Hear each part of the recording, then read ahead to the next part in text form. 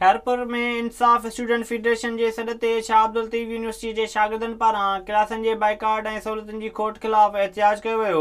शागिर्दनि वहीद रिंद, इरफान चांडियो ऐं ॿियनि जी अॻवानी में प्रेस क्लब ॿाहिरां मुज़ाहिरो कयो वियो। उन मौक़े ते उन्हनि मीडिया सां ॻाल्हाईंदे चयो त यूनिवर्सिटीअ में गुज़िरियल 3 महीननि खां इंतिज़ामी मामला हल न थियण सबबि क्लासनि जो बाइकाट कयो वियो आहे, जंहिं सबबि संदनि तालीम मुतासिर पई थिए।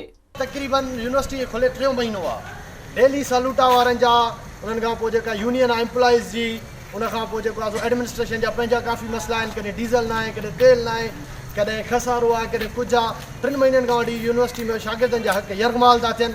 शागिर्दनि जी तालीम, शागिर्दनि जो मुस्तक़बिल तबाह कयो वियो आहे। संदनि चवण ते इंतिज़ामिया तरफ़ां हथ वठी पॉइंटूं घटाए शागिर्दनि खे परेशान कयो पियो वञे, जंहिं त यूनिवर्सिटीअ में अणएलानियल बिजलीअ जी लोडशेडिंग सबबि शागिर्दनि लाइ अज़ाब बणियल आहे। उनखां पोइ वरी पॉइंटनि में अचूं था, जिते 3 पॉइंट जी ज़रूरत आहे उते 2 पॉइंट 1 पॉइंट खामखा घटाईंदा था वञनि। खामखा करप्शन जे हिसाब सां अगरि उन्हनि जा स्कैंडल हुजनि त उहे वॾा आहिनि। उन्हनि में 65, 60, 70 लखनि जी करप्शन आहे। पर शागिर्दनि जे हक़नि लाइ जेकॾहिं वेंदासीं त चवंदा यूनिवर्सिटी में खसारो आहे, यूनिवर्सिटी में पैसा न आहिनि।